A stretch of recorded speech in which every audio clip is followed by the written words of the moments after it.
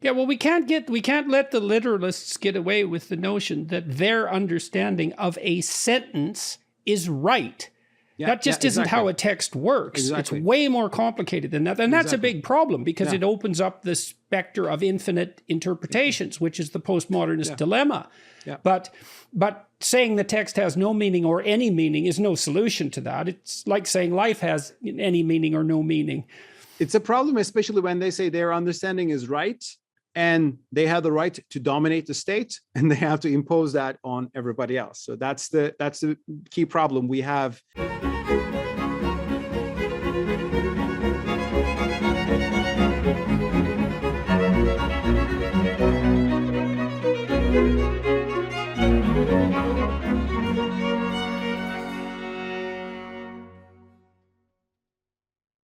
Hello, everyone. I'm pleased today to have as my guest Mustafa Akyol. He is a senior fellow at the Cato Institute, where he focuses on the intersection between public policy, Islam, and modernity. Since 2013, he's also been a frequent opinion writer for the New York Times, covering politics and religion in the Muslim world. He is the author of several books, including the most recent, Reopening Muslim Minds, A Return to Reason, Freedom, and Tolerance, 2021. Why, as a Muslim, I defend liberty, which is also 2021. The Islamic Jesus, How the King of the Jews Became a Prophet of the Muslims, 2017. And Islam Without Extremes, A Muslim Case for Liberty, 2011. His books have been translated into many languages and praised in the New York Times, Wall Street Journal, the Chicago Tribune, The Economist, the Financial Times, and many publications across the Muslim world. Meanwhile, Islam Without Extremes was banned in Malaysia for challenging the authority of the religion police, so to speak. The Thinking Muslim, a popular podcast, recently defined Akyol as probably the most notable Muslim modernist and reformer. So that's really something. And in July 2021, Prospect magazine in the UK listed him among the world's top 50 thinkers. And that's quite the pinnacle. He's been thinking about the problems of making peace in the modern world for a very long time and stressing the need for a liberalization in the Islamic world and perhaps some modification on the Christian side as well, along the lines at least of what happened in the West. He's interested in theological questions as well as political questions, and I'm particularly interested in talking to him because the conflict between Islam and the Jewish and the Christian worlds is a theological and political problem as well as a psychological problem. So welcome. I'm very much looking forward to this conversation, and I hope I have many more of the same with many Islamic thinkers. So thanks for agreeing to talk to me. Thank you so much, Dr. Peterson. It's a pleasure and a privilege to have this conversation with you. And I hope this should be the beginning of broader conversations between Muslims and Western intellectuals on the crucial issues of peace, coexistence, freedom, toleration that we all need to have and need to cultivate in our respective traditions.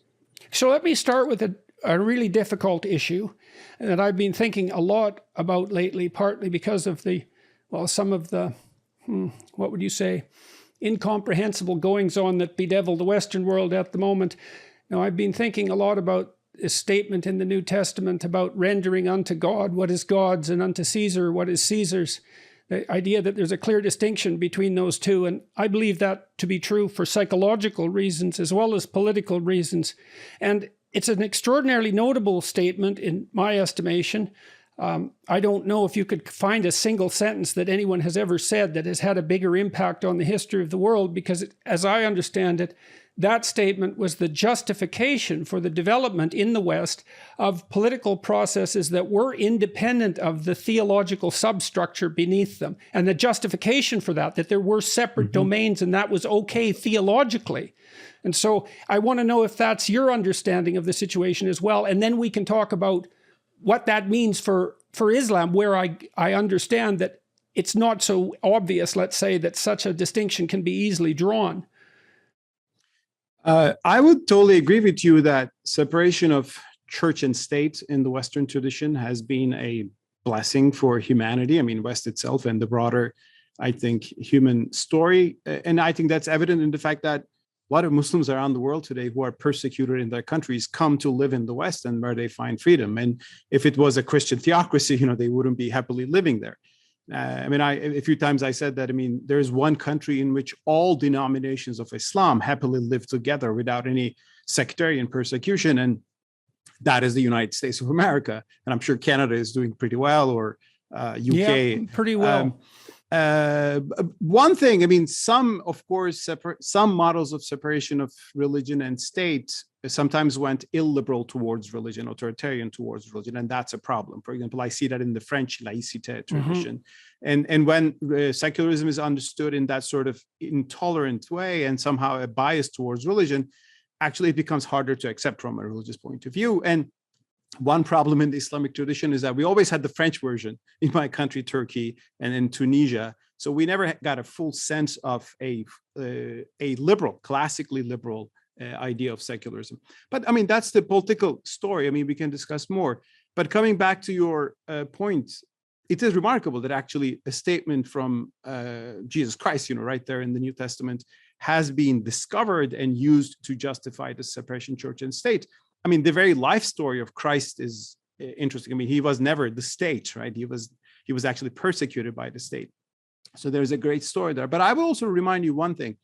For centuries, Christians didn't understand the render unto Caesar and render unto God as the justification of secularism. Actually, it was used to justify divine rights of kings as well. Robert Filmer makes that argument in his Patriarcha, and John Locke argues against him. So it was used by Christians to defend divine rights of kings, but then other Christians said, hey, no, there's a better understanding of this. It actually says there are separate authorities here, and the one that the divine authority is what we're loyal to, and the political one should be based on contract. So that gave us, of course, the liberal tradition that I highly value. But I will say a similar process of rereading the scripture is taking place in the Muslim world in the past 2 centuries, in the late 19th century. A tradition broadly called Islamic modernism, which I, hope to represent and I'm trying to advance, also said, well, there are messages in the Quran that our classical scholars maybe didn't fully get or didn't fully develop because in their time and context, it wasn't possible. But now we see the full meaning of that. For example, one example is a powerful statement in the Quran, which reads, La ikraha fid din in Arabic, which means there is no compulsion in religion. It doesn't say secular state, but it means religion should be based on no compulsion, in other words, freedom. And this was there in the Quran for centuries, and Muslims made only a little sense of this. They said, okay, this means you will not convert people to enter Islam. Generally, that was observed in the classical Islamic tradition. That's why Jews and Christians could live under Islam. But they didn't understand it in other ways. For example, this should mean that perhaps if people want to convert out of Islam, that is apostasy. It should be free too, based on this verse. But no, they said, actually, it doesn't mean that way. So they limited the meaning of the verse. And of course, there was religious policing, checking people are really pious or not, or persecution of heretics. These things happened in Islamic history. But now other Muslim thinkers are saying, listen, when God said there is no compulsion in religion, it's a universal statement of no compulsion. In other words, religious freedom. So that's a new reading that Muslim scholars of the more modernist or reformist, persuasion have been advocating in the past, let's say, 2 centuries. And my book was banned in Malaysia precisely because I advocated religious freedom based on such Quranic basis. Yeah, well, the pathway from a statement like that to a fully developed political and theological system that are separate in the details, but somehow still able to mutually function, and in some sense, one still containing the other, I would argue. Even in the United States, it's one country under God. That's in the background all the time in some sense. And I would also say that the elevation of the right to free speech as perhaps the primary right, and I'm speaking psychologically here to some degree, is a reflection in the political domain, I think, of what was being developed symbolically in Christian theology with the idea of the divine word. And that idea in many ways is older than Christianity. It's older than Judaism as well. Like you can see, like I've traced that back to, for example, to the Mesopotamian writings about Marduk, who was that the god who emerged at the pinnacle of the Mesopotamian gods and who was the model for the sovereign of the Mesopotamian emperor, and he had eyes all the way around his head, and he spoke magic words.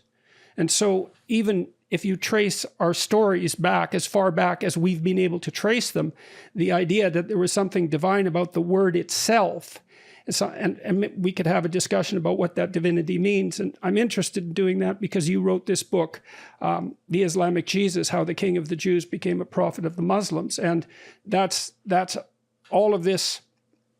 All of this is tangled up in some sense in the figure of Christ, historically and mythologically.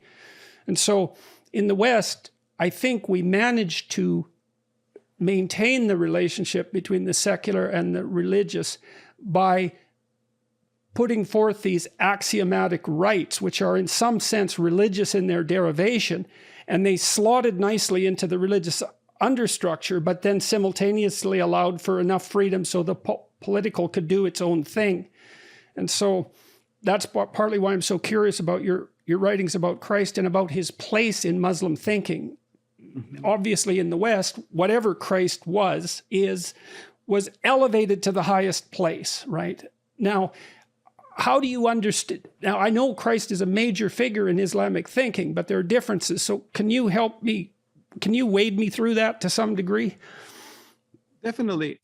First of all, to enter discussion, I should just maybe make one broad statement, and that is that in the Western world, in the 20th century, people began to speak about the Judeo-Christian tradition. And I think it's a very valuable way of looking into the world. Yes, there's a Judeo-Christian tradition. But I think there is something missing in that. There's Islam that is missing. Because I think I see the world history and I look at there's a Judeo-Christo-Islamic tradition. Because it's all Abrahamic monotheism coming from actually from Judaism. And Judaism began, historically, initiated monotheism, and then it had a big outburst with Christianity, the greatest outburst, with the greatest world's greatest religion. But then 6 centuries later, it had a second outburst with Islam, which spread monotheism in 4 corners of the world. There are people living in Indonesia whose name is Moses or Abraham. Why are they coming? Because Islam brought this biblical story to them. That brings us to some instant discussion of what these 3 Abrahamic religions have in common that's extraordinarily deep. So 1, they're monotheistic. 2, they partake of the same tradition as you've pointed out. And 3, they all have, to one degree or another, an insistence that the bedrock of culture is a book, which is a very strange insistence. It's taken for granted in some sense because it's been insisted upon so long. But this is something that, it's very difficult to see in some ways that a book lasts longer than a city or an empire or a country, and that there's something profound about the notion that the bedrock of a culture should be a book, and there is an implicit respect for the word in that insistence, and that does unite those 3 religions in a very profound way. It does, and I think it has created these amazing civilizations which advance human history. And I think the very fact that Islam, speaking of Islam, advanced human history in terms of pluralism, in terms of law, in terms of religious toleration for its time, I think is undeniable. And and the fact that Islam even brought Greek philosophy because of its universalism. Muslims believe in the book, but they believe that reason is also from God. So this created a universalistic outlook, and Muslims studied Aristotle and Plato and even carried them to Europe. So there's an amazing history there, which are the positive things. But also there are times that these religious civilizations sometimes go into crisis and they go self-destructive and bitter. And that has happened in Europe. If you look into 17th century, early 17th century Europe, and Catholics and Protestants were, killing each other for sectarian reasons. Heretics were being burned at the stake, and which led people like John Locke to seek a way out. And they did it by looking into the core of religion and saying that this is not what Christ had told us. Locke says, when I read his letter concerning toleration, I said, well, he's speaking of Christian issues, but he's speaking of our issues too.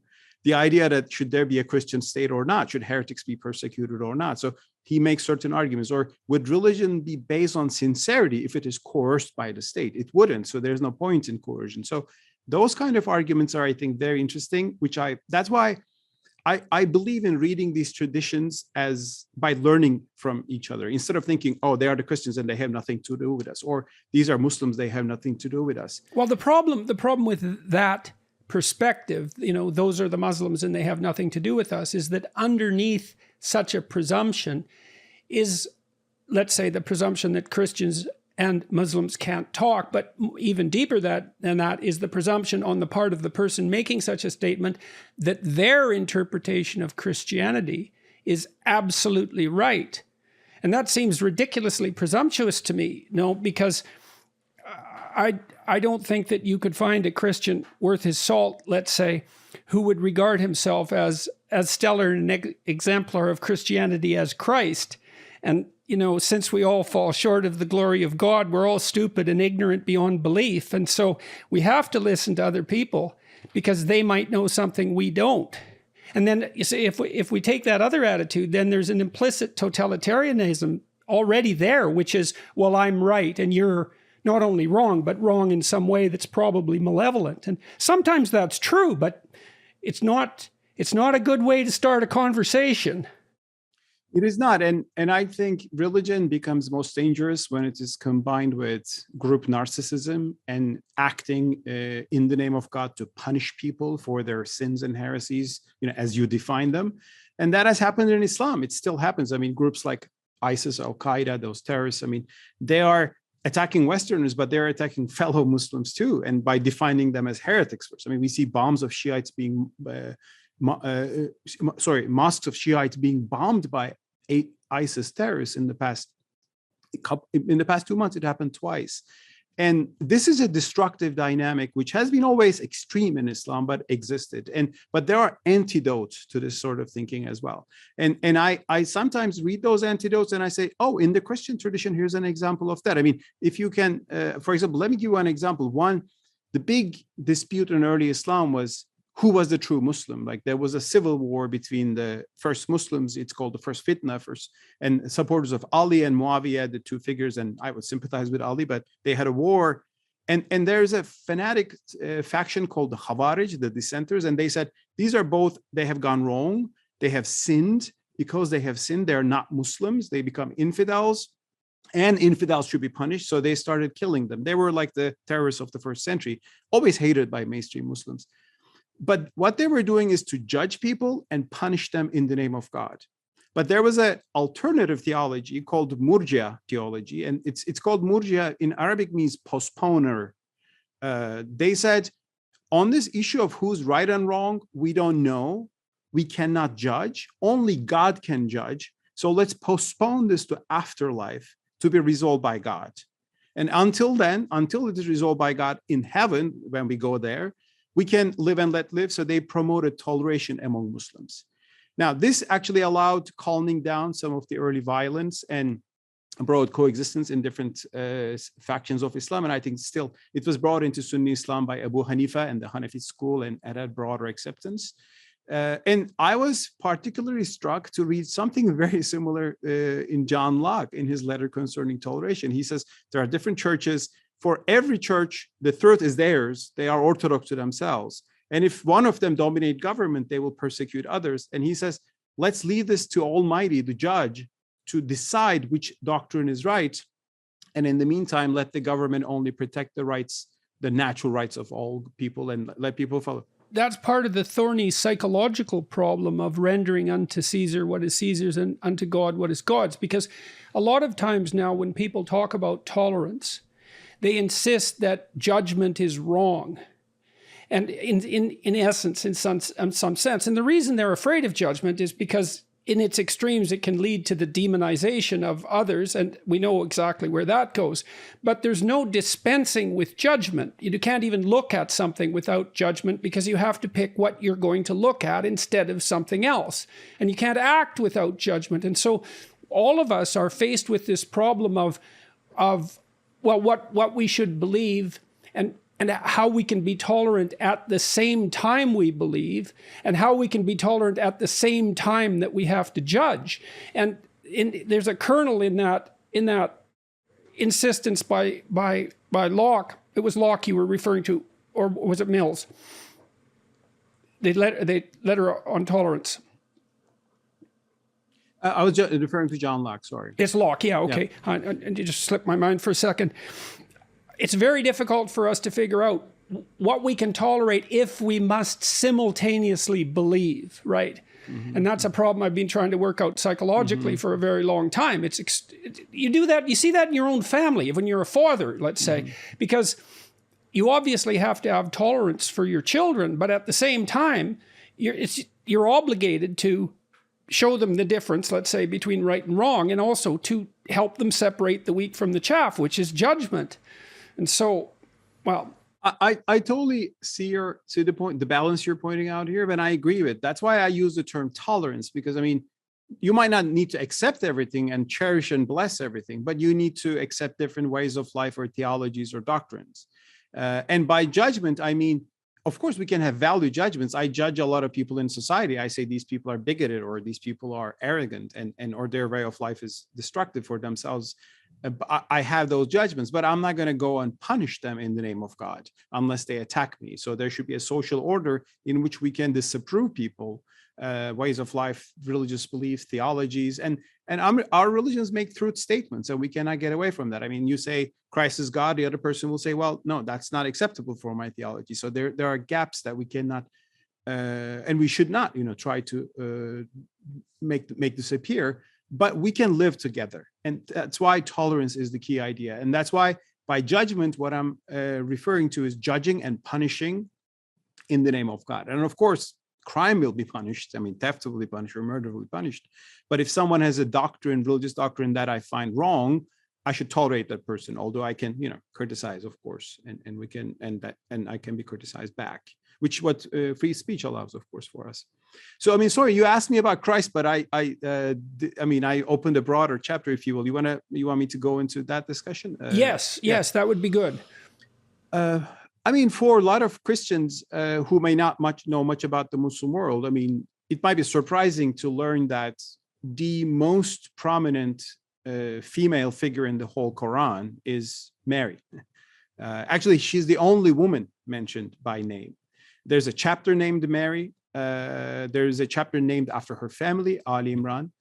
And the Quran, because the calling of the Quran is to say, this is not a new religion. This is monotheism. Muhammad is God's messenger, but God had other messengers before.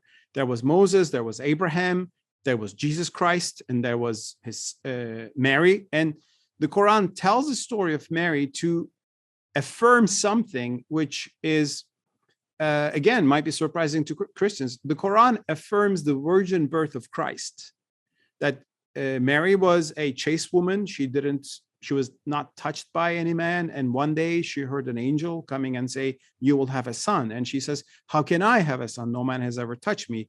But the angel says, this is what God willed, and he wills and he creates. So that is how Christ comes to his mother's womb, and ultimately he comes, and the Quran calls him the Word of God. Again, this is a very powerful statement. If one is familiar with the Gospel of John, and this is very unusual. But the same Quran also insists that he was not divine, so he should not be worshipped. So on the one hand, it reveres Mary and Jesus. It tells a lot of things, very similar to Gospel of Luke, and some apocryphal Gospels also resonate strongly with the Quran, interestingly. So there's great respect, great reverence. There are good words about Christians. I mean, one verse, the Quran says, among all people, you will love the Christians nearest to the believers. That's the Muslims, because it says they're not arrogant and they have learned scholars. And so there are a lot of positive things, because Islam was born, let's not forget that Islam was born as a monotheist campaign in an idolatrous society. Meccans were worshiping idols, and Prophet Muhammad, who didn't think of becoming a prophet until the age of 40, he heard a voice in a cave, angel Gabriel, like a burning bush experience of Moses, which told him, recite in the name of God who created man. And then he became convinced that he's God's prophet, and he started to preach monotheism.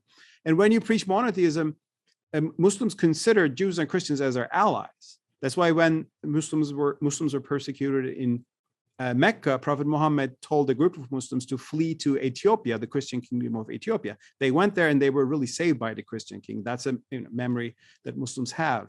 So there is that monotheistic. So what does it mean in Islam that Christ, well, two things that you said, that Christ is, his birth is, the virgin birth is accepted. That's a major issue, which we should also discuss. And also the emphasis on Mary and what that means, let's say, for the position of women theologically within Islam. And also, what does it mean when Muslims believe that Christ is the word of God?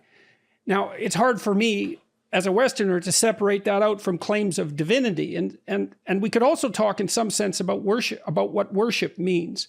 And so when I try to look at these things from a psychological perspective as much as possible and stay out of theological territory where I'm a neophyte in any case, one of the things that worship means to me psychologically is something like the desire or compulsion to imitate. Like, you think about, to worship something is to place it in the place of highest value. And, people claim to think that actions speak louder than words. And I think that's a reasonable proposition. If you act something out, it's pretty compelling evidence that you believe it. And that means in some ways that you hold it in the highest place. And so to worship is to imitate, I think, in the deepest sense. It might be to celebrate what should be imitated as well, something like that. And this is a complicated issue because we're unbelievably imitative. And I was struck when my kids were little, when they were playing house, for example, my son would play out the father. And you might say, well, he was copying his dad. But he wasn't, because he wasn't moving the same way he saw me move. What he was doing was watching me over a whole variety of instances, and then also watching portrayals of fathers in media, movies and TV shows and that sort of thing, and abstracting out from that some kind of, I would call it like a disembodied spirit, which represented the core essence of paternity, and then imitating that.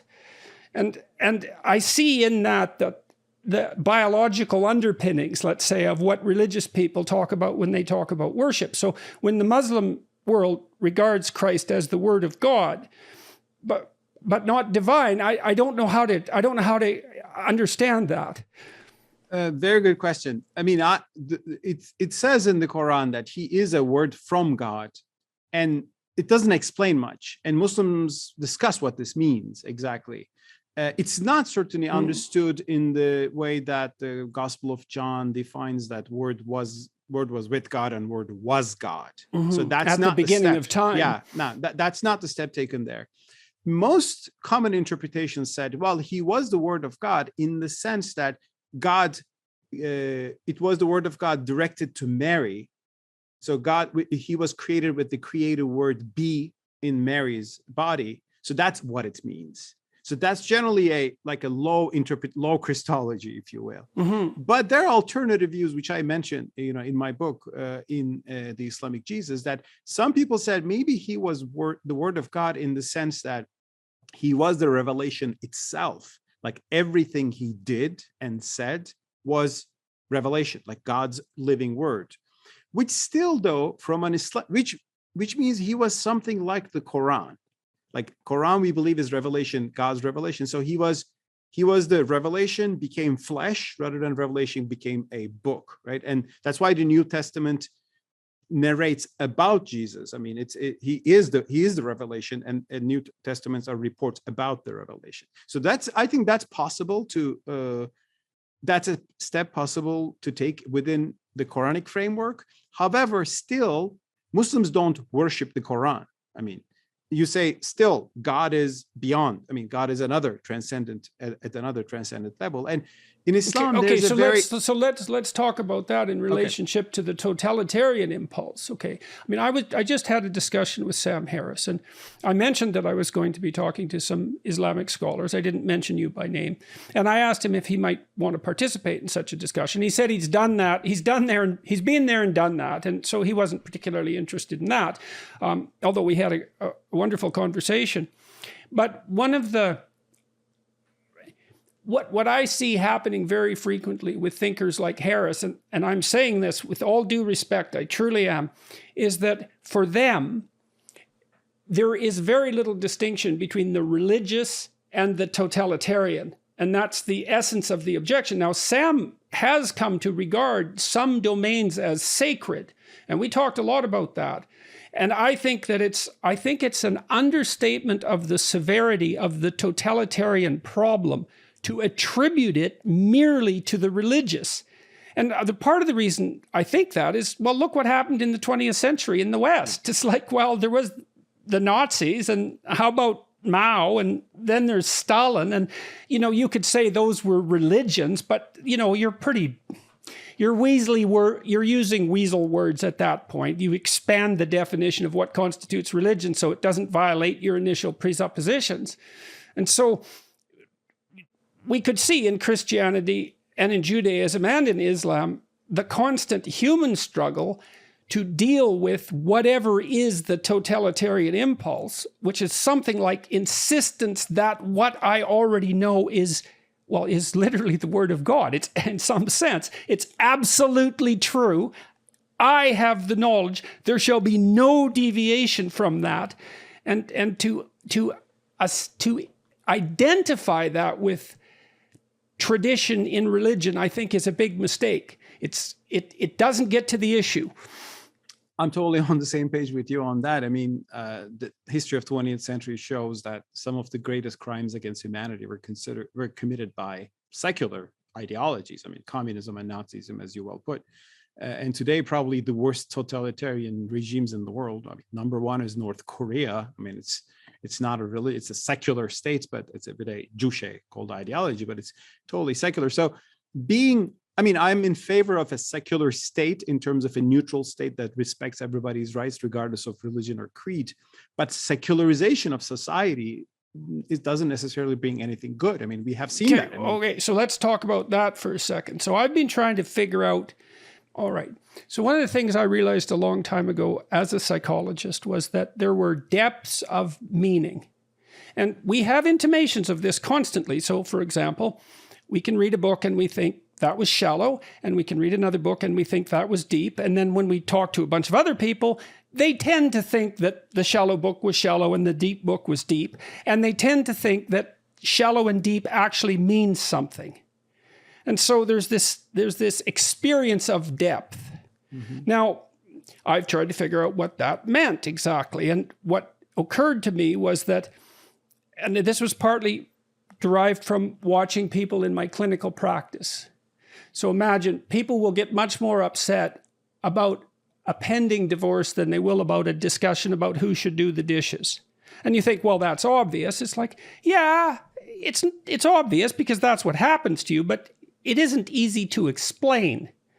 So what I hypothesized was something like, we have representations of the world of different sizes and different temporal expanses. A small plan for the day, nested inside a plan for the week, nested inside a plan for the month, the year, nested inside our family, nested inside our community, nested inside our polity, nested inside our theology. Okay, and the deeper you go, the more those representations are dependent on, that level. Mm-hmm. And so when something happens to you where you're deeply affected or traumatized, let's say technically, what's happened is that you've taken a blow to a representation upon which almost all your other representations depend. Mm-hmm. And so then you could think technically about the difference between the secular and the religious as being one of depth. Once you go down to the fundamental substrata, so that would be the most axiomatic of presuppositions, whether you're secular or not, you're in the religious domain. Yep. Oh, okay. So I mean, the people who call themselves secular, and of course, I have many friends who are secular, and I respect that point of view, but they have metaphysical beliefs at the end of the day. I mean, if you say the universe always existed and matter made us, and that's your creation story. I mean, every worldview has ultimately a metaphysical dimension. I think, even if it does accept. Like, coming back to your totalitarianism point, though. We have totalitarian entities right now, I mean, in the world, in the name of Islam. I mean, I think the Iranian Republic is pretty much the Islamic Republic of Iran, pretty close to that. Saudi Arabia is I mean, very oppressive, and these are the two most oppressive interpretations of Islam. ISIS is like Khmer Rouge. I mean, he was the Khmer Rouge of the Islamic spectrum, so it was pretty evil and very, I think, totalitarian too. But there was something, though, in classical Islam, although I have a lot of criticisms towards medieval jurisprudence, fiqh, but there was a value in classical Islam. And that value was in this word, which is a generally scary word in the Western today, and that's the Sharia, that's God's law. I mean, there are two phases of the Sharia. There are a lot of things about women and apostasy and blasphemy that I keep criticizing, that we have to reform those aspects. But there was another value in the Sharia, which highlighted in my new book, Why as a Muslim I Defend Liberty. The Sharia was a set of laws that were separate from the rulers. They were even above the rulers. Like, Sharia wasn't what the Sultan required or wanted. The Sharia was the law of God articulated by scholars who were generally independent of the rulers. And that's why the classical medieval Islamic civilization wasn't totalitarian. There were a lot of autocratic rulers, tyrants, but they were mitigated by the Sharia. And I tell a story. This is also something that I think people like Harris, let's say, and those atheist rationalists, I think they fail to understand the necessity of that. So I mentioned ancient Mesopotamia a while back, but one thing that happened in that society was that the emperor would be taken outside the gates of the city, so it was a walled city, once a year at the New Year's festival, and he would be stripped of his emperor garb and forced to kneel, and then the priest would slap him with a glove, and he would be forced to recite all the ways that he hadn't been an appropriate Marduk, which was the high god, for the last year. So he hadn't seen what he should see if he wasn't being blind, and he hadn't said what he should have said if he was speaking the right kind of magic. And so he was humbled in front of what was highest. And the Mesopotamians were working hard. In their mythology, you see this battle between the gods in the face of an apocalyptic danger. And this is a very common story worldwide, this battle between the gods, so what's highest, in the face of an apocalyptic danger, and the emergence of a supreme principle, which constitutes the essence of sovereignty itself. And if you have a society, a secular society, let's say, where that highest thing isn't outside the polity in some sense, then you have North Korea, where the leader is elevated to the status of a god. And then you have hell. And that seems like a bad idea. Exactly. You have Stalin, you have Mao, you have all those modern dictators, and you have the Islamist totalitarian regimes today, because the Islamist totalitarians of today differ from the classical medieval Islamic tradition. I mean, imagine, look at Taliban today. I mean, Taliban has dominated Afghanistan once again. The head of the Taliban is also the head of the executive and the judiciary and legislation. So that wasn't like that in classical Islam. There was a ruler, but there were also scholars who were independent they were independent in the beginning, and rulers gradually actually co-opted scholars. And that was the beginning of the doom of the decline of the Islamic civilization. My friend Ahmet Kuru has a very good book about that. He shows how the religious scholars who developed law were gradually co-opted by the state, by the rulers, and that actually killed the diversity and dynamism of Islamic thought. Well, it means that they've been lowered from the ultimate to the political particular, and that's a catastrophe. Exactly. And there are many tales in Islamic civilization. Today, I think we can highlight to articulate values like rule of law or separation of powers. I mean, I tell one of them, for example, we know that in Ottoman history, Ottoman sultans were stopped by rulers sometimes from executing people out of just anger, or confiscating property, or overtaxing the population. They said this tax is not compatible with the Sharia. You can overtax people. So there was a balance in the classical Islamic civilization, which worked for its time. And let's not forget that the classical Islamic civilization had a toleration, which again was not very common at the time. That's why when Jews were persecuted in Europe, they often fled to the Islamic lands, the Ottoman Empire. Unfortunately, today we have a crisis in the Islamic civilization. We lost some of the blessings of the classical tradition. That tradition itself stagnated, its jurisprudence stagnated. And then we had the modern state, and these Islamic movements came with the passion to grab the modern state and use it in the name of Islam, which created a deadly mix of medieval jurisprudence and modern totalitarianism, which is the story of the Iranian Islamic Republic of Iran. Saudi Arabia is going towards that direction. Now, let's talk about the Saudis for a sec, if you don't mind. Yeah, sure. Okay, because why not do something incredibly dangerous? I am stunned at the naivety of the West in rendering unto the Wahhabis a fortune of staggering magnitude, and thinking that in some way this was a recipe for medium and long-term peace. Yeah. Why do you think we're so stupid? Just out of curiosity. I think every government in the world is stupid in the sense that, they make decisions on very short-term interests without really understanding the long-term consequences. The stupidity of Western governments just have more impact because they have more power, to shape things. Regarding to Wahhabis, for example, first of all, let's establish what Wahhabism is. Wahhabism is, first of all, Islam should be compared more to Judaism than Christianity to make, I think, meaningful analogies, because of its theology is very similar to Judaism, and the idea of law, Sharia and Halakha are very similar traditions. So in Islam, Sunni Islam is like Orthodox Judaism. It's the mainstream body, right? Traditional, conservative, but it has some flexibility. And then there's the ultra-Orthodox, tradition in Judaism. So Wahhabism represents the ultra-Orthodox point of view with a violent and intolerant bent to it. So that emerged in the 18th century in the Ottoman Empire. And their first targets were other Muslims. They condemned the Ottoman Empire for being into a heresy and bid'ah, as they call it, innovation. They attacked Sunnis, fellow Sunnis, and also slaughtered Shiites, which they considered as heretics. Then when the Ottoman Empire banned slave trade in the middle of the 19th century, there was a revolt in Hijaz fueled by Wahhabis. They said Turks have gone infidels because slavery is in our jurisprudence. You cannot change that, although the Ottomans were more flexible in their understanding. But until the 20th century, Wahhabism was a very regressive, like a force in the middle of the Arabian desert, Najd, which people didn't know, they didn't go there. It was a very marginal force.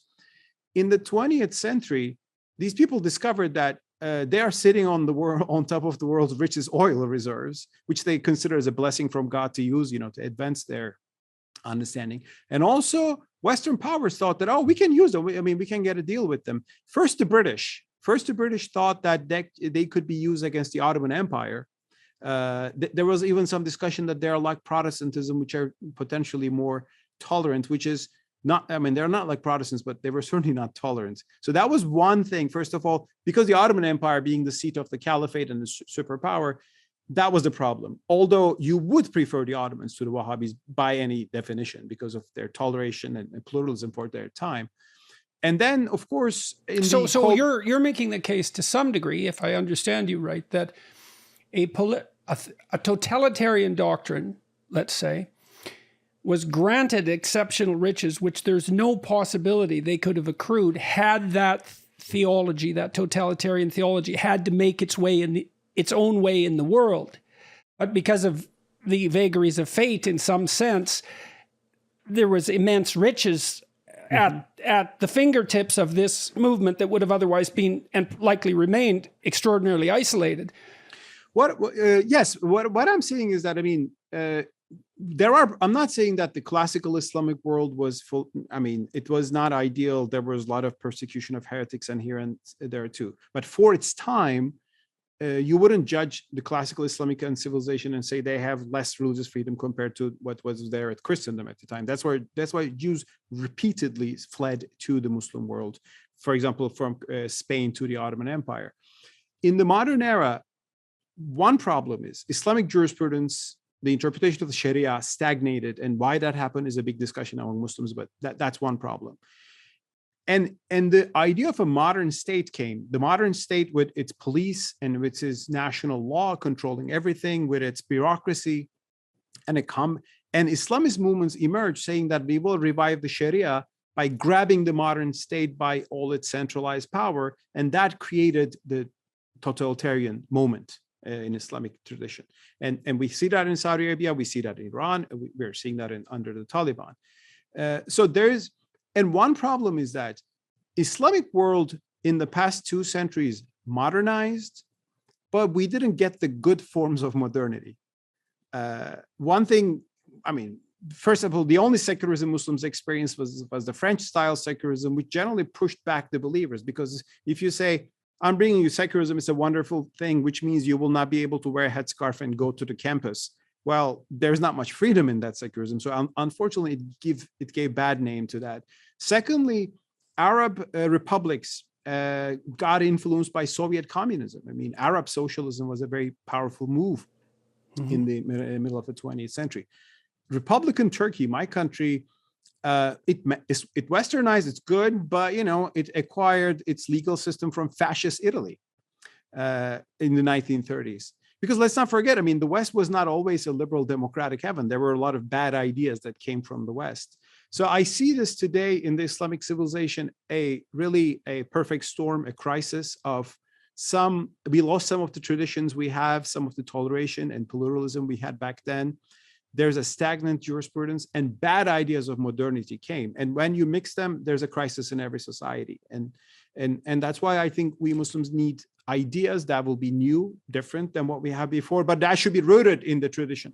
Bad ideas from the West are, in fact, devastating. I mean, when cultures object to Western hegemony in favor of their local traditions, let's say, I have a certain amount of what would you say, understanding of why they're doing that, because the ideas that emerged after the Renaissance, let's say, especially the ideas that undermined religious tradition, are unbelievably difficult to withstand.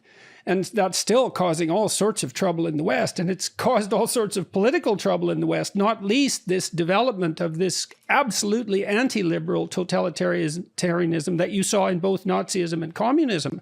And in the West, we like to look at free modernity and say, well, that's us in the last 500 years. But those offshoots, the Soviet Union and Nazi Germany, are just as much a part of that tradition as the more positive elements of modernity. And that's why I think that this conflation of the totalitarian impulse with the religious impulse is dangerous. Now, I understand, though, there's another issue here that's lurking beneath the surface constantly, is that there's the spiritual element in some sense of religious perception and practice, and there's the tradition. And you see those juxtaposed to some degree in the New Testament when the Pharisees and the lawyers attempt to trap Christ into saying something heretical when they ask him to rank order the Mosaic commandments. What's the most important commandment? Which implies that some of them aren't so important. And he just sidesteps that so absolutely brilliantly and says, well, if I remember correctly, that you should love God above all else and love your brother like yourself. And what he did there was extract out the essence of the root tradition and make that into something that's an embodied, dynamic, conscious practice. And it's one of those stories you read and you think, what the hell was going on there? How could someone come up with an answer like that? That's such a devastating, remarkable, creative answer. And of course, it's had a huge impact on the civilization of the world since then. But the people who criticize religion, the materialist atheist types, for example, they constantly conflate the problem of the totalitarian proclivity that tradition tends towards, if unchecked, with religion itself. And that's a huge problem because those aren't the same thing.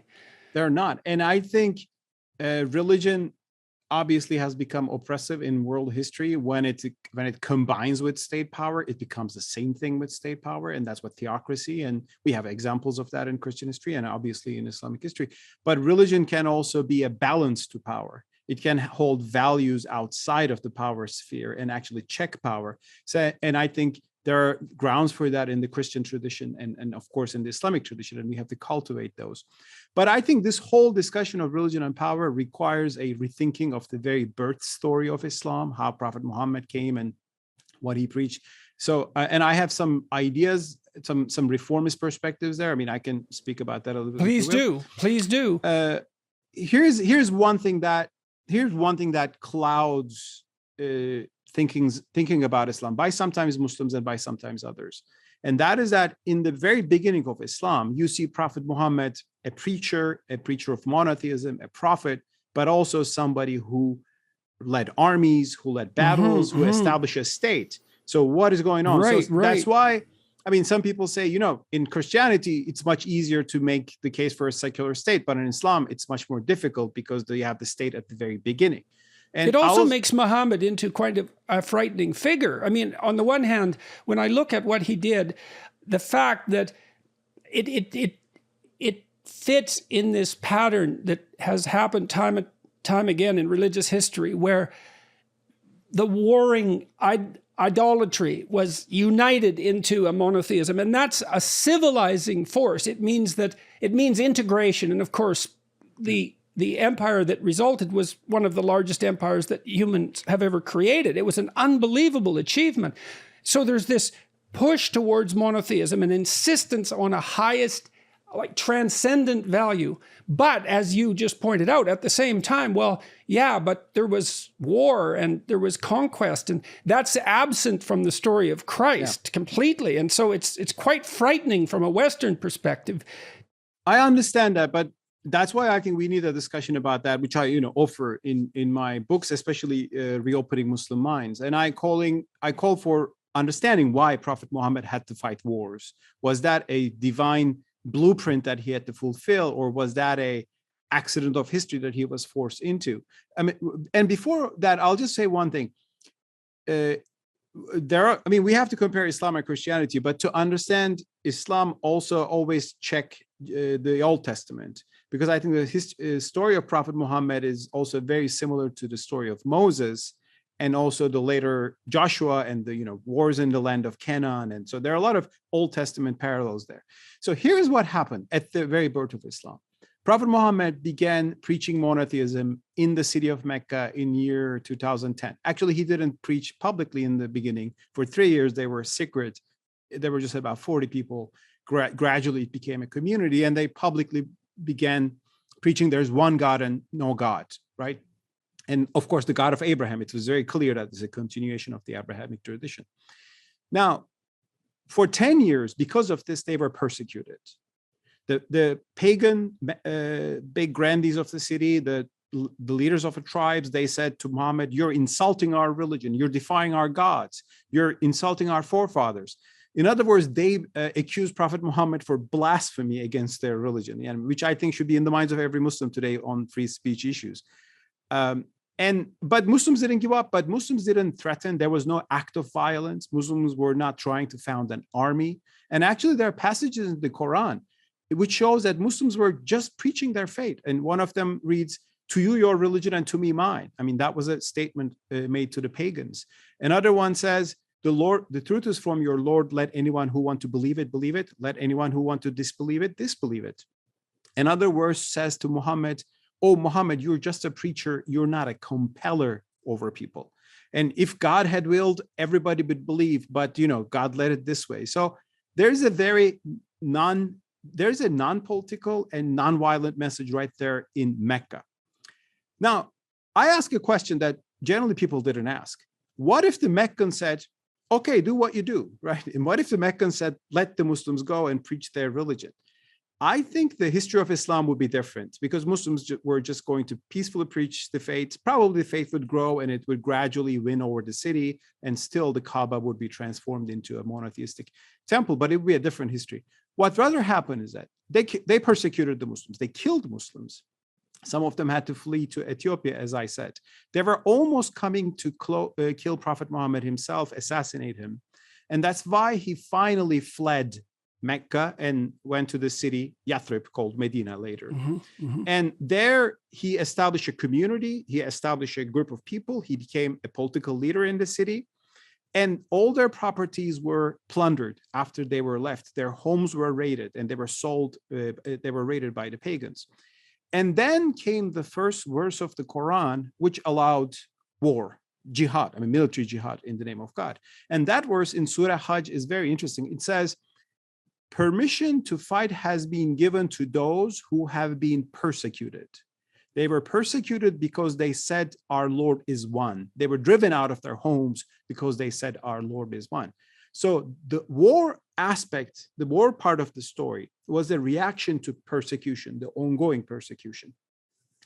Once you start war, it went on. There were many battles. Like in the 10 last years, the 10 years in Mecca, there are raids, there are battles, there are fights. And when you read the Quran today in certain chapters, Surah 9, for example, Surah Tawbah, you will see harsh passages. Go and fight the unbelievers, go and find them, go and kill them, And those are historical commandments directing the first Muslim community. Just like commandments in the Old Testament telling Joshua or the Israelites, to fight the Amalekites, the tribes in the land of Canaan that were trying to kill the Israelites. So I understand the war aspect there as an outcome of a oppressive environment which wouldn't let Islam to grow and even exist. So Muslims had to fight, not because they wanted, but they were forced into.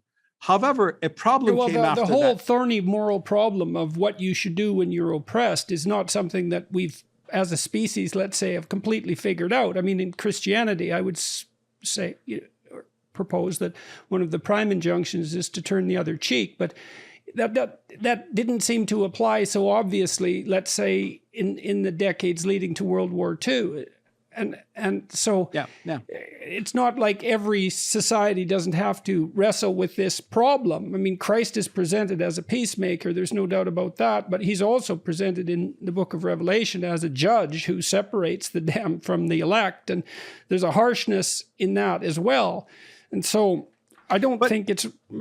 Go ahead. Sorry, but there is an additional problem.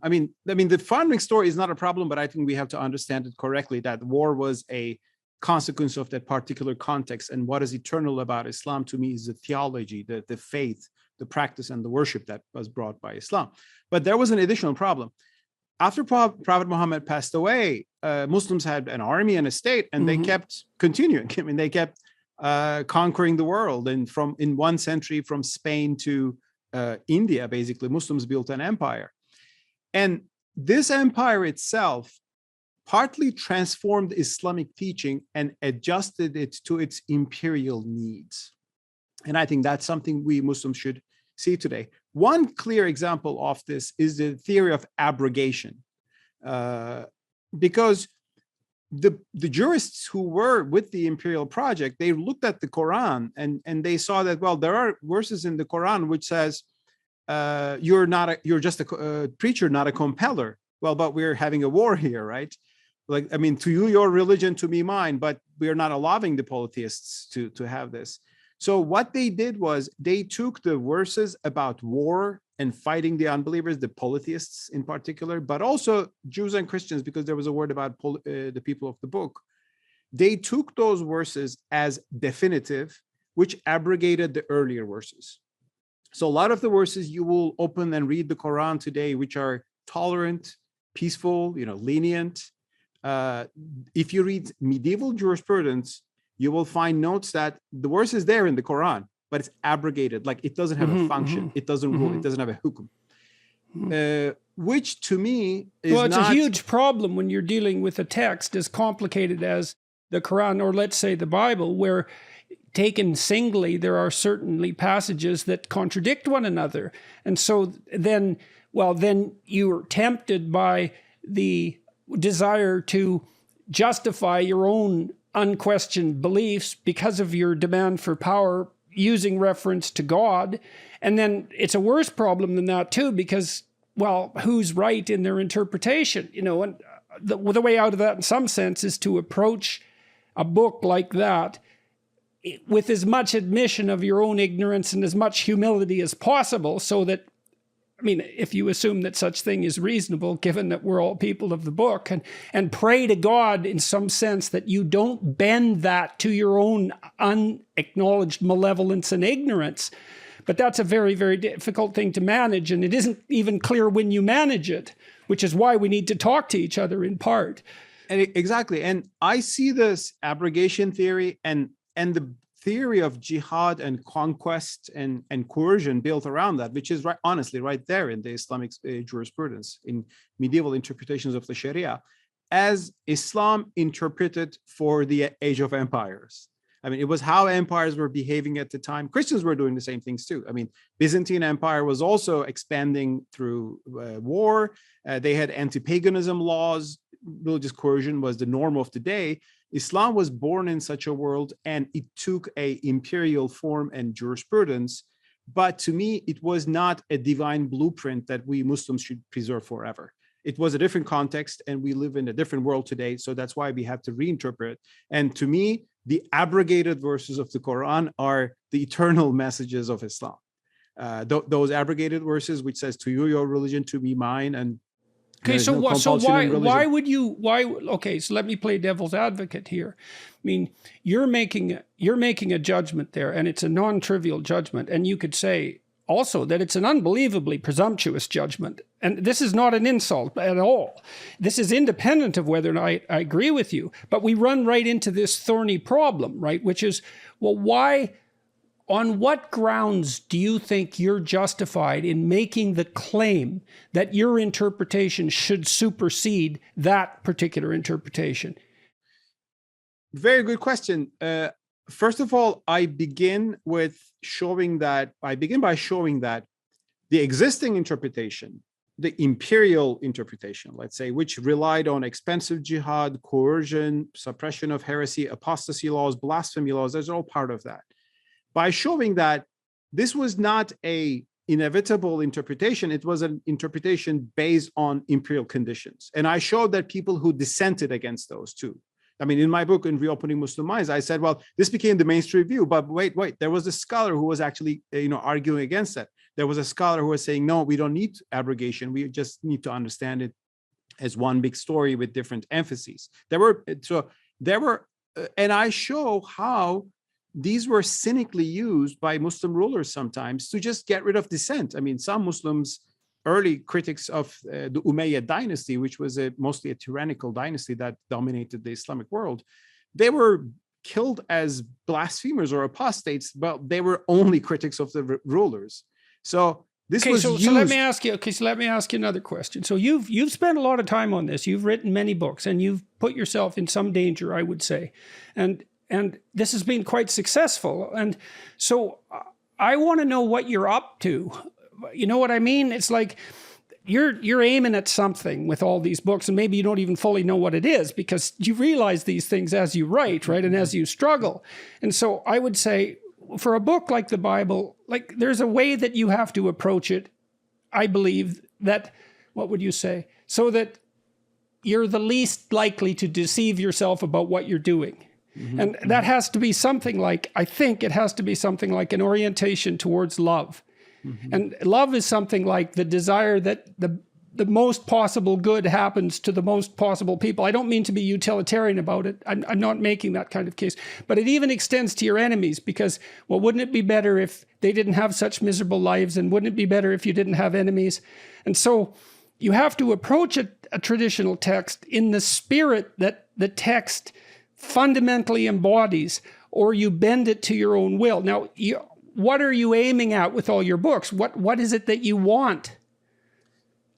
That's a good question. Well, what do I want? I want to make, as just a ordinary but thinking Muslim, I want to make a contribution to the future of my religion in this day and age, where I see great value in Islam. I think Islam can contribute to the world in many ways, but I also see Islam being still captured by some medieval interpretations that were actually was used and built up for medieval imperial projects.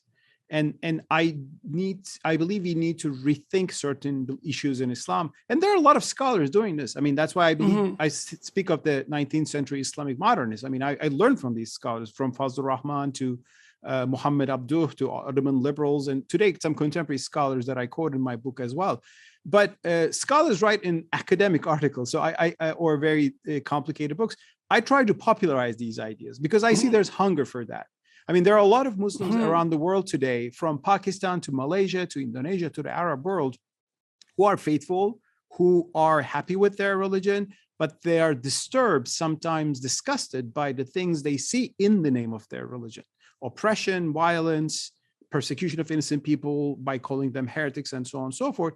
And they want to see a way forward. How can we go forward by preserving our faith, living our values, but also being at peace with non-Muslims and even Muslims of different persuasion, and we can have. So, do you see that what is perturbing them is the manifestation of that central totalitarian spirit? It is totalitarian, or just sometimes bigoted and hateful. I mean, to be totalitarian, it has to be unified with power, but it is potentially totalitarian. So, yeah, well, there's the psychological equivalent. Exactly, right? And I also see that this is also leading to a great disenchantment with Islam as well. I mean, a lot of people are not in the West thinking about that. They think Muslim world, everybody's pious, but quite the contrary. There's a great escape from Islam in Iran. I mean, Iran today is the #1 country in the world that produces ex-Muslims, like people who become atheists and Christians. And I respect their point of view. I mean, they have all the right to become atheists or Christians. But as a Muslim who believes in my faith, I mean, like, I would like to have a faith that attracts people with its spirituality and with its values, but not frightens them and scares them and pushes them away. In Turkey, my country, there is a new tide of deism, which is like young people are believing in God, but not any religion, and certainly not Islam, precisely because of the disenchantment of Islam being used for authoritarian politics by the current government, for example. So I think this is a critical period in Islam. And when I look back in Christian history, I see people, Christian humanists from Locke to others, Roger Williams in the United States, who rearticulated their religion, reinterpreted their religion to emphasize freedom, freedom of conscience. The switch from divine rights of kings to the idea of a limited government with religious freedom, that was a big shift in Christianity, and it had to be done by Christians who value their faith. And I think this is a big effort. A lot of Muslims are trying. I'm just trying to do my part with my writings, which are aimed at a broad understanding with a broad population, so everybody can read and get it, what the point is. But also, here are the key arguments and the patterns for going forward. Yeah, well, you're a strange sort of traditionalist in some sense, right? Because you are trying to separate the wheat from the chaff in relationship to the past, but also not proposing that all of this be abandoned as an entirely failed project, which I think is would be a very naive thing to do in any case. It's like, well, abandon it in favor of what exactly? Well, rationality. It's, well, okay, but it needs some fleshing out. Well, not by rationality. I mean, we can discuss that because, my book, Reopening Muslim Minds, A Return to Reason, begins with that, reason or freedom. I'm not a rationalist in the sense of, people like Sam Harris that, you talk to. So I don't think that there's reason that supersedes everything else. And by rationally, we can always arrive at the truth. I mean, Mao rationally arrived at a terrible truth. So I certainly see. Yeah, well, there's always the problem of the axiomatic presumptions. Yeah, I mean, Hayek, criticizes, rationalists that build systems of authoritarianism. And I think there was a great value there. However, by reason, I refer to a specific theological branch in Islam called rational theology, or akl. That's the term in Arabic, reason. And it goes back to a theological dispute in early Islam between two schools of thought. And it was on the meaning of Sharia, I mean, God's commandments. And actually, it goes back to, this was a discussion on Islam, but it goes back to Socrates and his famous Euthyphro dilemma. And I think this was discussed in Christianity as well. The dilemma is this: when God has commandments, like 10 commandments, like thou shalt not murder, right? Thou shalt not steal. These are fundamental key values that move our civilizations go forward. But one question is this: does God say thou shalt not murder because murder is inherently wrong? Does God teach us about this ethical value? It's out there in the world. Or does murder become wrong simply because God said so?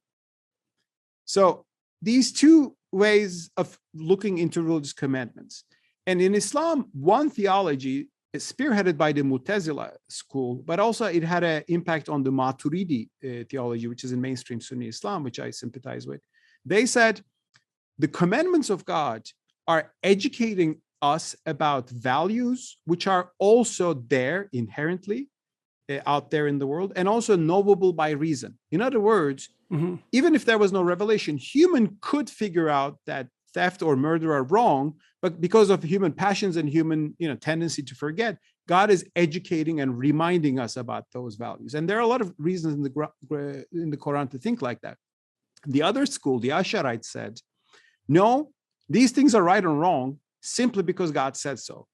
Therefore, if God said murder is good, murder would be good. So the commandments define everything that is ethical. And this is the Asharite theology. And in my book, I show how these discussions took place and what were the nuances. Asharite theology became more influential in Sunni Islam. And I'm critical of that, because I think if we say God's commandments only have value in themselves, first of all, we are turning God into a capricious, arbitrary legislator, right? Things become right and wrong only because he says so. It's not like he is looking into the world and seeing and with compassion, seeing that ordinary people, innocent people should not die. Yeah, well, you could secularize that. You could secularize that argument by asking yourself, as a secular person, these fundamental laws that we have, like we should not murder, do they reflect some underlying reality in some profound sense, or are they arbitrary constructions of a particular time and place? And it's a very difficult argument to walk through, because it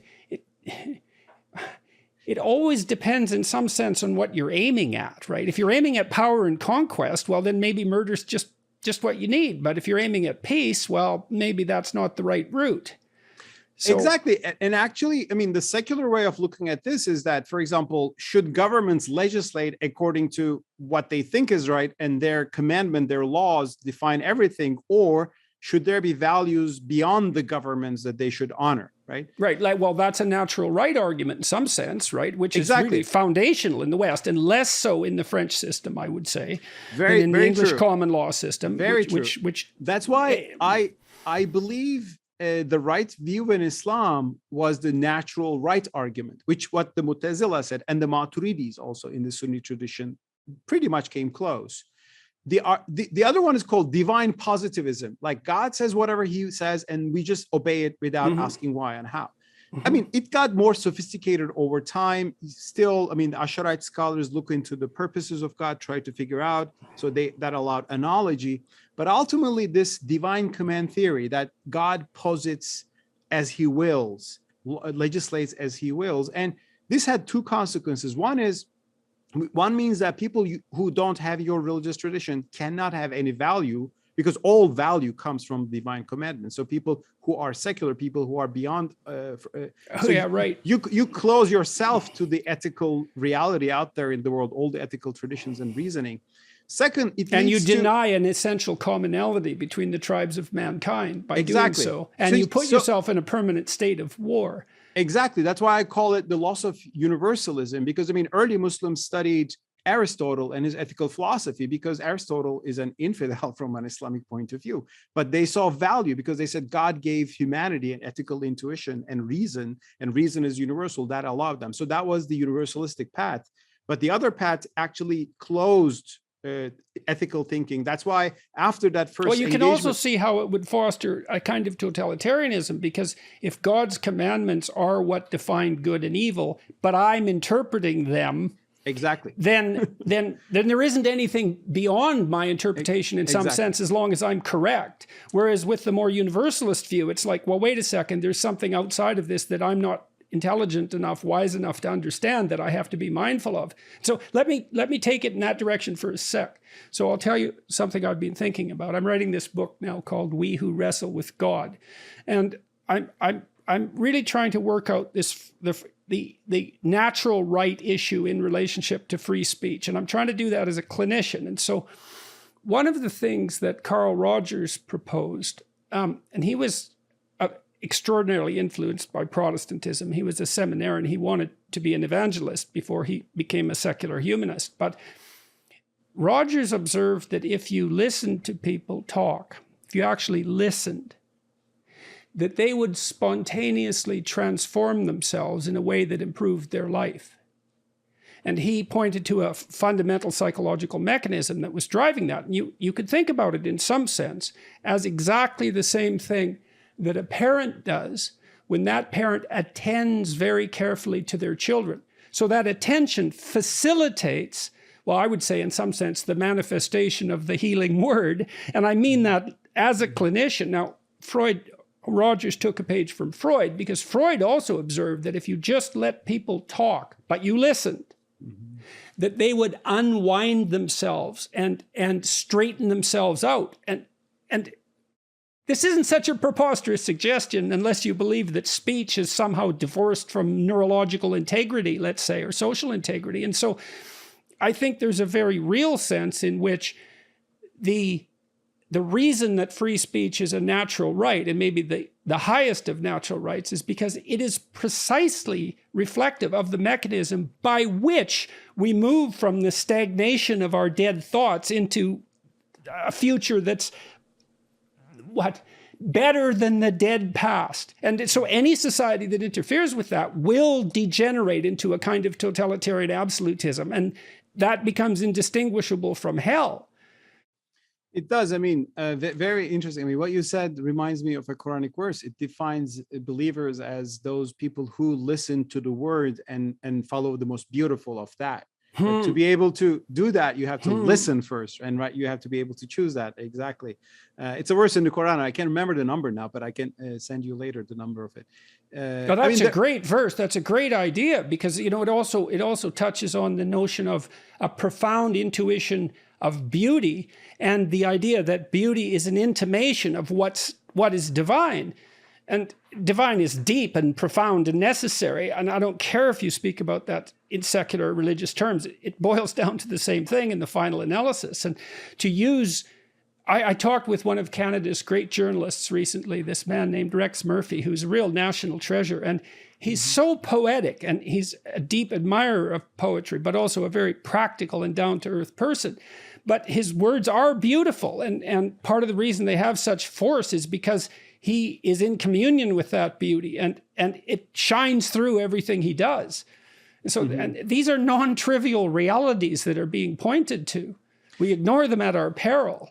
Exactly. And that is a universalistic outlook, to listen to and learn from everything. And it was there right at the beginning of the Islamic civilization. And that's why Muslims built the House of Wisdom in Baghdad and translated all Greek philosophy into Arabic, which ultimately made its way to Europe through Spain, Muslim Spain. So there was this hunger to learn and appreciate, but that gradually narrowed down. And it's a fact that it has happened. Why it happened, how it happened, there are a lot of theories about it. It happens all the time. It happens all the time. It's a human existential reality for that to happen. I think it will happen to any civilization at the moment they say we have reached perfection, right? We don't need to learn anything from the outside world. And I see that sort of trend in the Western civilization. That's the Tower of Babel. That's the Tower of Babel, right? You build a structure and you think it's reached the heights of God. And as soon as you think that, everyone fragments and speaks a different language, and everything descends. And then the next story is the flood. And that's not a bloody accident. Disintegration, exactly. So by reason, I am referring to this view, universalistic view in early Islam, which believed that morality is universal, ethics are universal. The Quran reminds us and educates us, indicates. I mean, according to Qadi Abdul Jabbar, he said, the Sharia indicates what's right and wrong. The other group said, the Sharia constitutes what is right and wrong. So if the Sharia constitutes it, you don't have ethical wisdom beyond that. My interpretation of the Quran. is what defines. Well, you can't have that statement without that implicit belief behind it. That's the problem with that kind of idea. It's like, well, it contains the absolute truth. Well, through whose lens? Well, mine. Well, that's pretty damn convenient for you, isn't it? Yeah, exactly. And of course, thinking like that had political advantages. And actually, that's an argument I made in the book. But that narrowed Islamic thinking. It also led to literalism. I mean, blind literalism, because if you don't have accept values outside of the written text, you ultimately become less willing to interpret the text and move away a little bit from the text because you're bound with it too much. And that literalism is a burning problem, I think, in Islamic jurisprudence today. I mean, a lot of the issues about women's rights in the Muslim world come from a literalist. It's also a terrible technical problem, right, which the postmodernists grappled with and which in some sense defeated them. It's because when you read a book, you say, well, where's the truth? Is it in a single word or is it in a phrase? But the phrase is in a sentence, and the sentence changes the phrase, and then the sentence is in a paragraph. And then, you know, there's a really interesting image online showing the hyperlinked nature of the Bible, which verses refer to which other. It looks like a kind of a rainbow. The Bible is densely hyperlinked because all of it refers to it all refers to other parts of itself, which is part of its depth. But what that means is that while you need the whole thing to interpret each word, you need every paragraph to interpret each sentence. And so how do you know if your interpretation is correct? Well, we believe what the sentence says. It's like, nope, sorry, that's just not going to do. And what do you mean by literally true? And are you so sure that literal truth is the deepest form of truth? Because I don't think it is. There's fictional truth, and that's deeper than literal truth, obviously.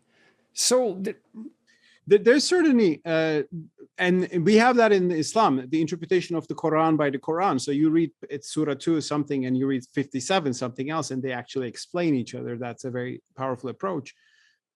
By literalism, I mean, I can give you one example on women's rights, for example, which is, of course, a burning issue in certain parts of, not all, but certain parts of the Muslim world today.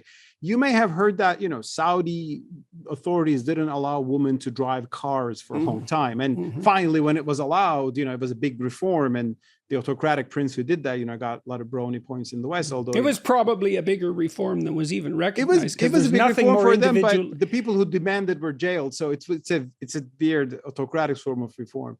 But then in now Pakistan, in Afghanistan, the Taliban came to power in the 90s. They were not allowing women to even walk on the street, but now they will say we will allow that.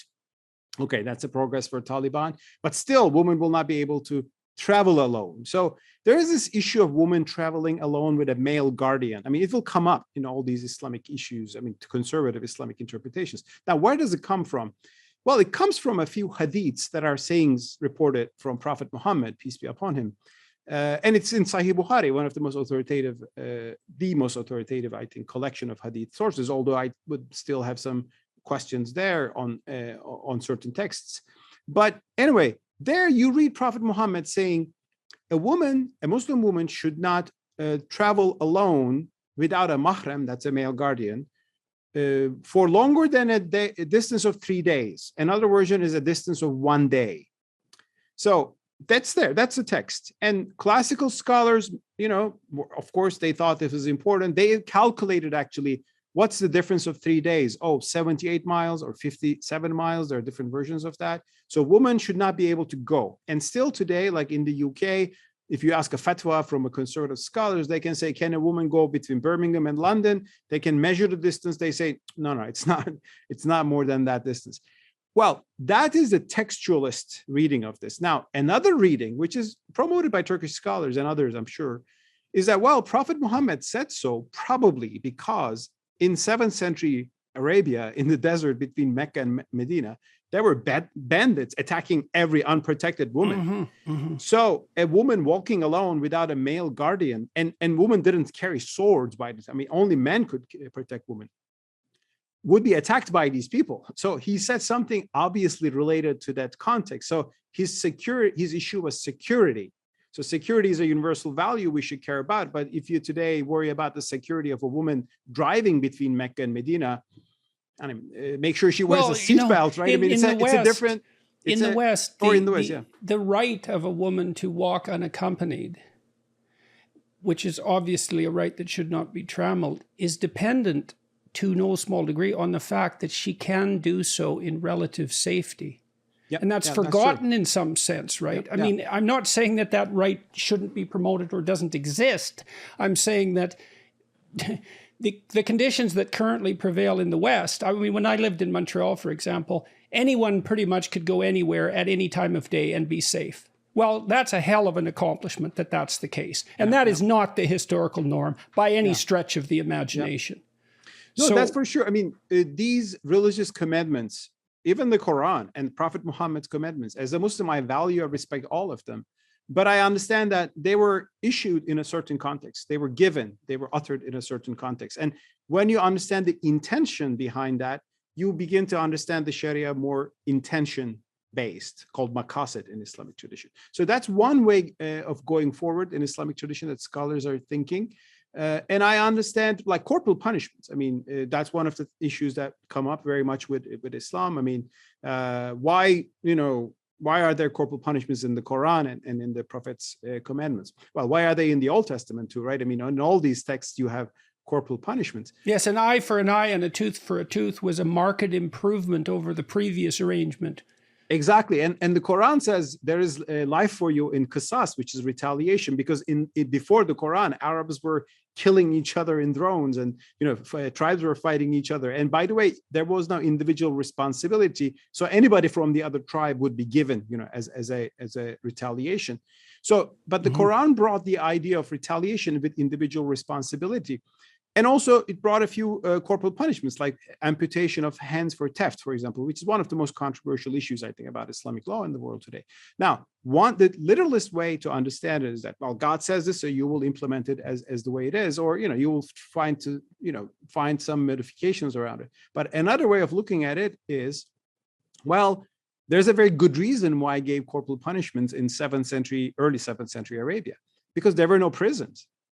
I mean, prison is an institution that is built by a state, and you need to build brick walls, and you need to feed somebody inside, and you need to have a guard. I mean, early 7th century Mecca and Medina weren't anything like that. People could only punish crime instantly or let them go. I mean, there was no idea, and that's why pre-Islamic Arabs also amputated kill them or kill them, or kill them, and risk a feud.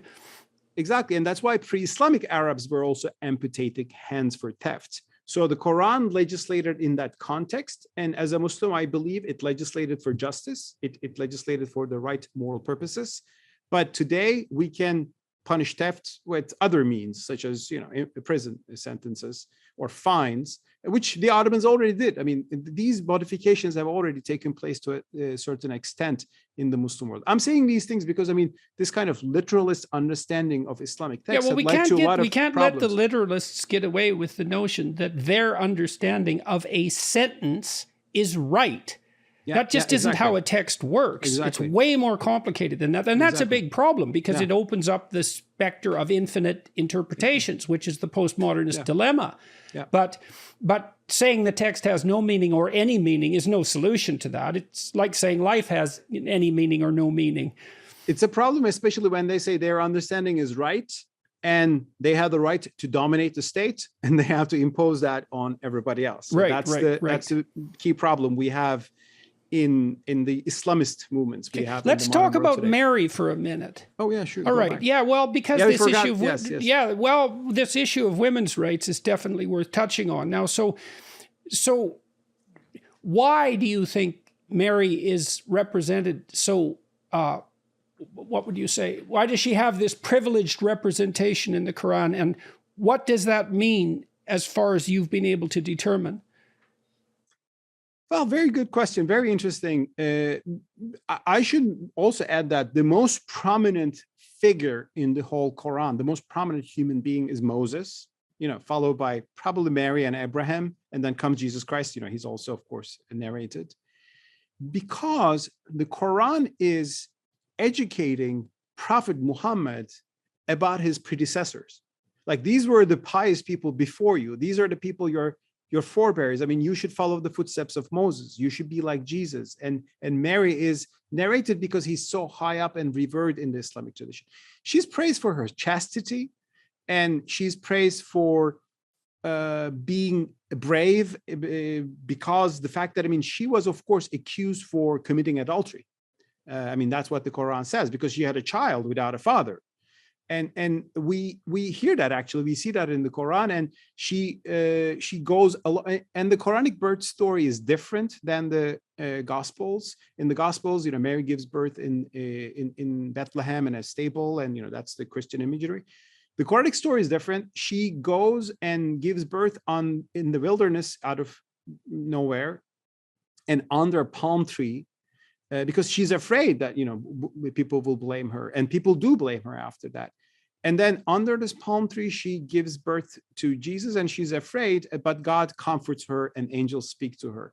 Now, I think the story there, the archetype there, is a woman who will be unjustly blamed for committing adultery already she didn't do. And that's a theme that comes up also in the Quran for another woman who's not named, but who we know. It's Aisha, Prophet Muhammad's wife. In the 24th chapter of the Quran, Prophet Muhammad's wife, I mean, that's we know from post-Quranic sources, but she was left alone in the desert. A man had given her a ride with his camel. When she came back to the city, there was a rumor that maybe something happened between them, and Prophet Muhammad was devastated. Aisha was devastated. It was a very stressful moment. And then the Quran legislated about that, condemned the lie and the libels, and said, if you will bring any accusation against a woman of adultery, you should bring 4 witnesses before you blame her. And of course, there was no witness in this case. So these two stories, I'm reading them together, like it's about protecting women from accusation of adultery, which was, of course, the worst thing you could do to a woman, especially in the pre-modern era, even today, I think, in many societies. So Mary's highlighted in that sense, which is very interesting.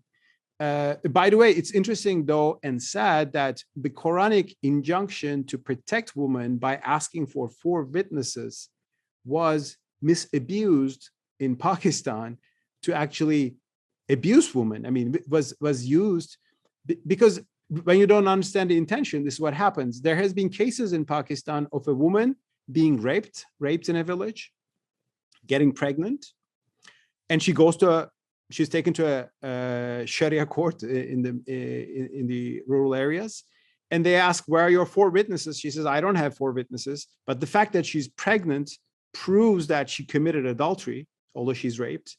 And there has been a few cases like that who were given the death penalty by the court, although it was later overturned, luckily, by the Constitutional Court. So I'm just saying this if you don't understand what God legislated with what intention, and if you blindly bring a law into another different context without understanding the difference between rape and adultery also, it can have disastrous consequences. But sorry, we digress. So Mary is highly praised. Some of the things said in the Quran about Mary, you cannot find them in the Gospels, but you can find them somewhere else.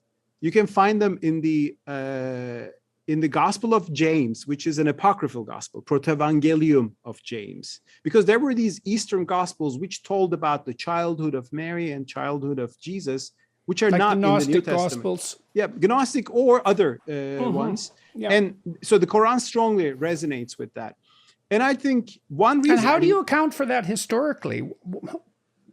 I mean, was there an influence of James' mode of thinking on Muhammad, or what do you think's happening there?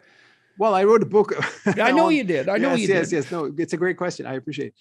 Well, how do I account that? I mean, Islam certainly continues Judeo-Christian traditions and very strongly resonates by a little known Christian strain known as Jewish Christianity.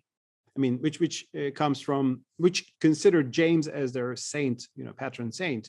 Jewish Christians, which we know from the church fathers, called Ebionites, people called, or Nazarenes, they were practicing Jews who accepted Christ as the Messiah, but as the Jewish Messiah, not in the fully Christian sense of the term, not divine, but as Jews expect a Messiah today.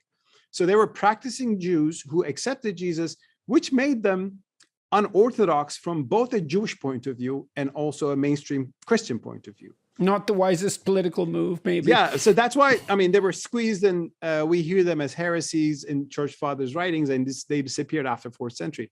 But what is striking is that the Jesus defined by the Quran is very similar to what the Jewish Christians believed.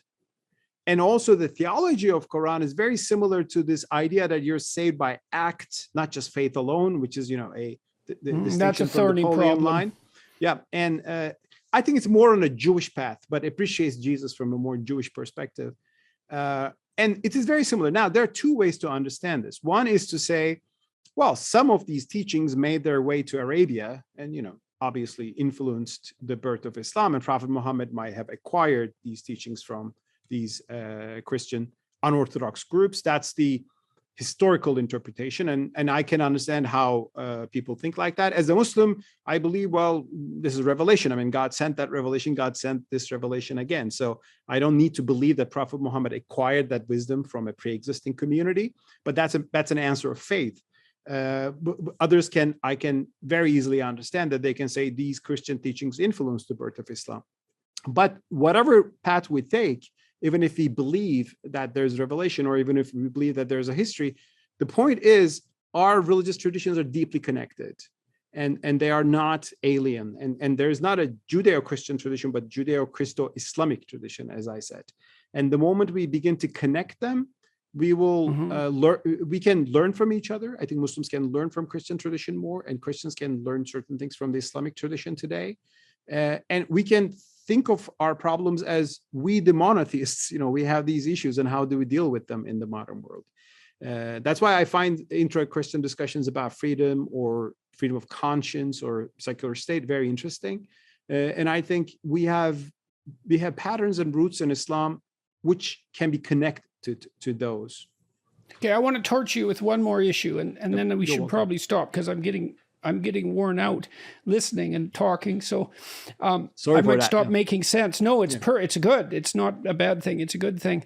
So I mentioned earlier this idea that Rogers developed that was deeply influenced by his Protestantism, and that had also been observed by Freud and the psychoanalysts, that merely letting people speak, but in a welcoming way, right? In an attentive way. So you're providing a container for the revelation, let's say, the revelation of themselves to themselves, that was intrinsically deeply healing.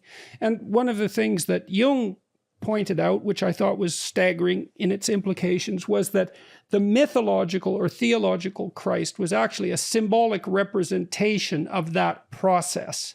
Mm-hmm. Yes, so it's quite, so imagine there's a historical figure, but there's a psychological figure. That's how I would look at it. But you can think about it in theological terms at all. This gets complicated when you get into the outer reaches of thought. But then, so what I see happening was that the West organized itself, unbeknownst to itself to some degree, under this principle that free discourse accompanied by attentive listening, which is something like care for the other person's self-revelation and belief that will make the world a better place in the highest sense. And it's sort of the sine qua non of successful therapy, in my estimation. Well, that's both embodied and symbolized by the figure of Christ. And you can see that as a reflection of human universalism as well. He happens to be the figure in the West when you're speaking psychologically, but it's representing something that's a lot more like John's notion of the eternal word, and something that the Egyptians tried to represent with the figure of Horus, and the Mesopotamians with the figure of Marduk, and so forth. And it's sort of at the basis of the Campbell-Jung idea of a universal archetypal redemption story. And so what I struggle with is, in the Islam world, you have this contradiction in some sense, from my perspective as a Westerner, between the figure of Muhammad as, in some ways, the ultimate authority or guide or prophet, and the figure of Christ. And I can't understand it psychologically. It's like, because I can't distinguish between the honor given Christ in Islam and the honor given Muhammad. There's a contradiction there that I can't think my way through. Well, great question. I think there is no contradiction from an Islamic point of view, because Islam sees this as one big history of monotheism.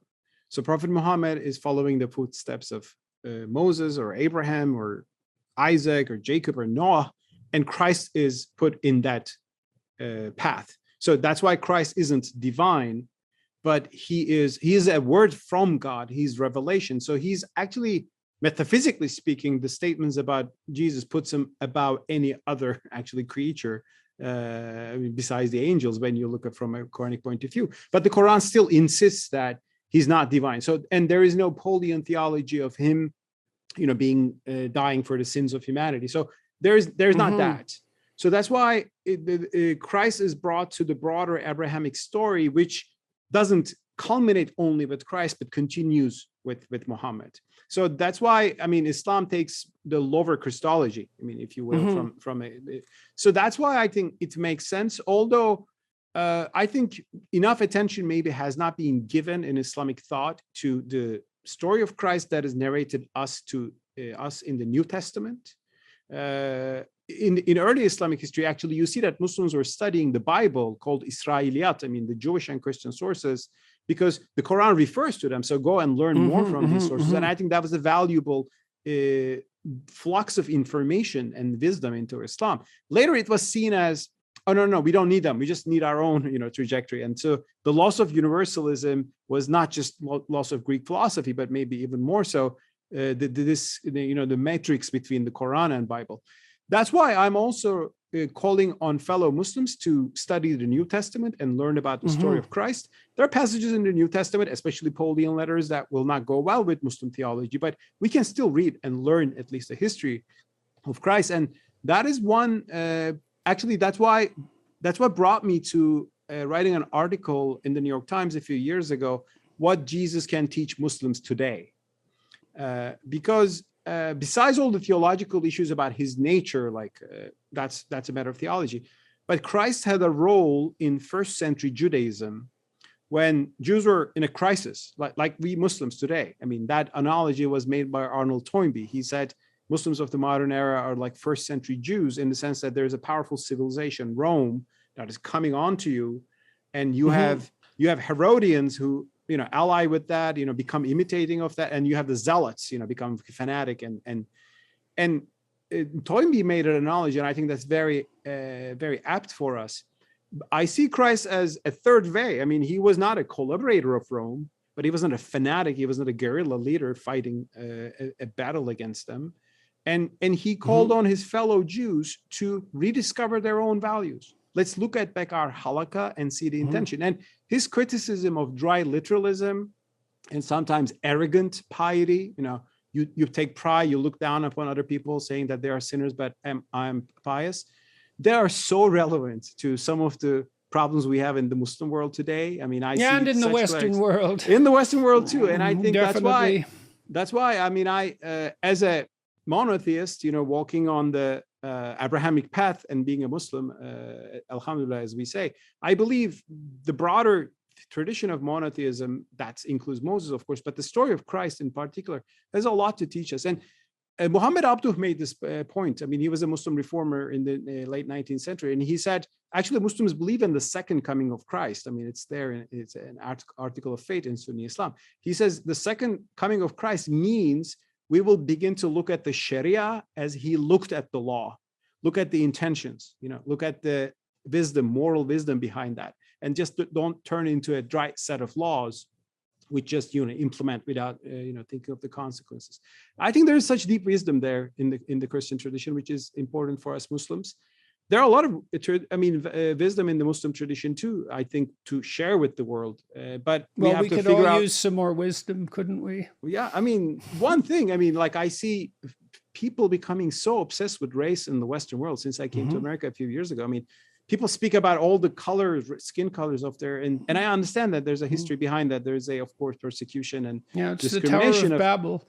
But one thing we can say proudly as Muslims is that, well, we never had that. Islam is a colorblind religion. And who was fascinated by that? Malcolm X. He was, of course, a leader in the African-American community. because of the persecution and discrimination, he had also a very negative view of the white people.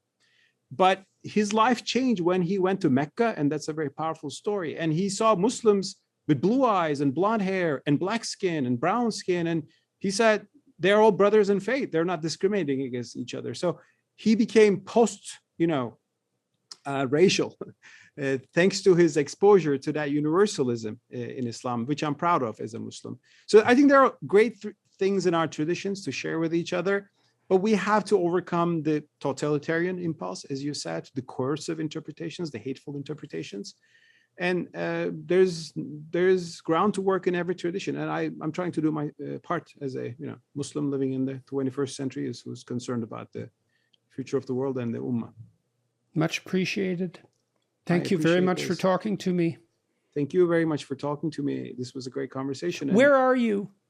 I'm in Washington, D.C. right now. You're in Washington? Yeah, at the Cato Institute offices. Well, it would be nice to see you I'm going to come to Washington next year, and it would be very nice to see you. Oh, inshallah, as we say, I would love to. Let's break bread together and speak about all these great issues which we should all think about. Thanks a lot. Thank you. Thank you very much.